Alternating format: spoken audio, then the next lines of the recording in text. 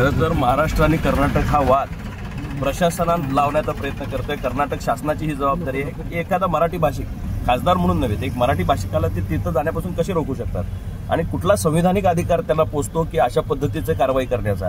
मी जात असताना माझ्यावर याच्यापूर्वी कर्नाटक शासनानं अशाच पद्धतीच्या नोटिसा दिल्या। माझ्यावर कोणतीही कर्नाटक राज्यामध्ये केस कसल्याही पद्धतीची नाही, प्रक्षोभक भाषण केलेल्याची नाही, न्यायव्यवस्था बिघडवलेल्याची नाही।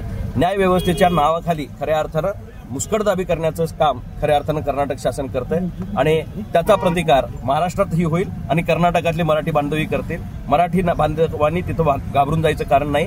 संपूर्ण राज्य तुमच्या पाठीशी त्या ठिकाणी उभे आहे आणि आम्ही सर्व लोकप्रतिनिधी मराठी माणसाच्या पाठीशी खंबीरपणे उभे आहे। बघा, ही अटक करताना कलेक्टरने तिथं जी ऑर्डर काढली ही मुळातच संविधानाला धरून नाही आणि आज सुद्धा मी लोकसभेमध्ये याच्यावर हक्कभंग या ठिकाणी दाखल करणार आहे की कलेक्टरांनी गैरवापर या ठिकाणी त्यांच्या अधिकारांचा केला आणि एका लोकप्रतिनिधीला, जो भारतीय लोकशाहीचा घटक आहे, 545 खासदारांच्या मधला मी एक खासदार आहे आणि एका खासदारानं दुसऱ्या राज्यात न जाणं हे भारताच्या लोकशाहीला एक वेगळा दिवस या ठिकाणी जो काळा दिवस ते साजरा करतायत त्याचं कारण काय असेल तर अशा पद्धतीची दडपशाही आहे हे एकदा परत कर्नाटक शासनानं या ठिकाणी सिद्ध केलं।